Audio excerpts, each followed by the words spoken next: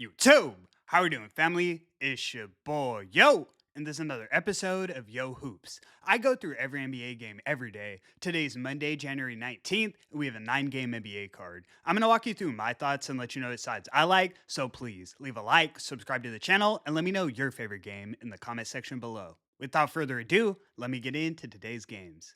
No recap since I didn't have a highlighted play yesterday, but we did go 4 and 2 on the 6-game card. My first play in the Magic and Grizzlies game was posted to the channel page, so really 4 and 1 on yesterday's video. Similar situation today, since there were a few early games, I posted my first 3 selections to the channel page. Like I always say, if there's any games in action and I don't have a video up, I definitely broke it down in a post. In our first matchup of the afternoon, we have the Dallas Mavericks in New York taking on New York Knicks. Knicks are minus 450 on the money line, and the total is 230. Both teams are dealing with a few significant injuries, but the situation is obviously worse for Dallas. Of course, Anthony Davis is out, but now Daniel Gafford, D'Angelo Russell, PJ Washington, and Cooper Flagg are all ruled out. On the other side, Josh Hart and Jalen Brunson are both listed as questionable, but there's also a chance the Knicks are at full strength if they both end up playing. New York is currently on a 3-game losing streak, but that sets up perfectly for the bounce back considering they're 14 and 7 against the spread in New York.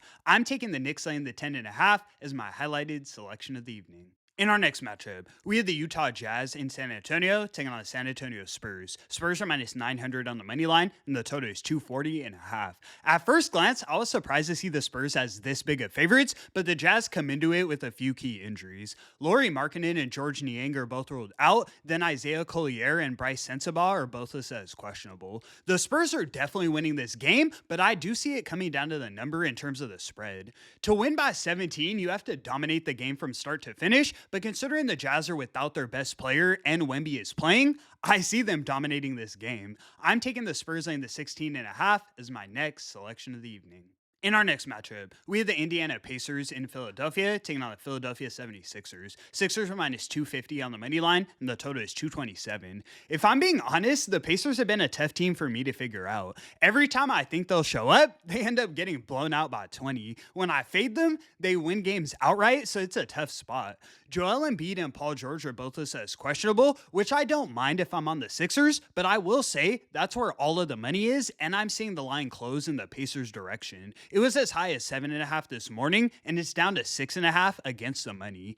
I'd lean to Indiana as more of a system play, but rather than taking a side, I'm looking at a prop. I'm taking Tyrese Maxey to go over 29.5 points. You guys know how I feel about this kid. He's averaging over 30 on 40% shooting from behind the arc. It's looking like all of their other stars are going to sit out, so if Philly wants to win this game, they're going to need Tyrese to do his thing. Lock it in. In our next matchup, we have the Phoenix Suns in Brooklyn taking on the Brooklyn Nets. Suns are minus 350 on the money line, and the total is 216. What I need to know for this one is if Michael Porter Jr. is playing. The Nets do come into it on the second leg of a back-to-back, but no travel, and he sat out last night for rest. It's a night and day difference. With MPJ in, the Nets can compete with some of the better teams in the league. He's listed as questionable, but considering it's for rest, I do think he plays. The Suns have balled out this season. I can't take anything away from them, but there's no way I see them ending the season covering at a 75% clip. They're definitely going to start dropping some games against the spread,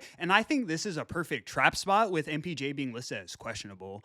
I'm taking the Nets plus the 8 as my next selection of the evening. In our next matchup, we have the Boston Celtics in Detroit taking on the Detroit Pistons. Pistons are minus 150 on the money line, and the total is 224.5.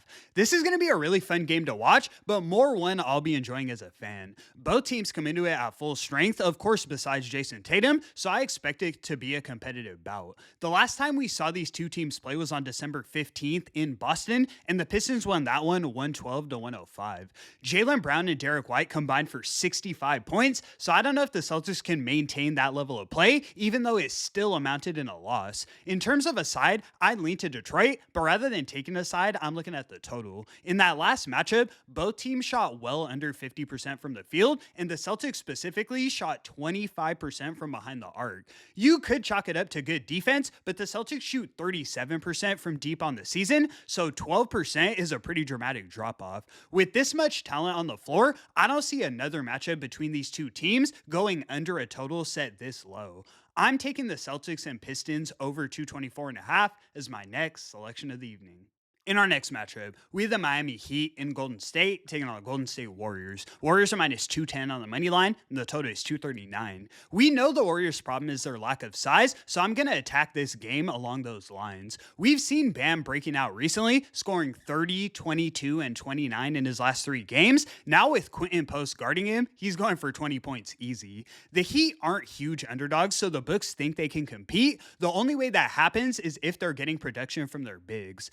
I'm taking Bam Adebayo to go over 17.5 points as my last and final selection. And that's going to conclude today's video. Thank you so much for tuning in, guys. 3 and 13 on all highlighted plays in January. I am still profiting on every game played, but I'm confident I can turn my highlighted plays around sooner than later. No one ever promised this shit was easy. I appreciate the support so much. I do this every day for free, so please leave a like and subscribe to the channel. It's your boy, Yo! And until the next one, I'ma catch y'all. Peace.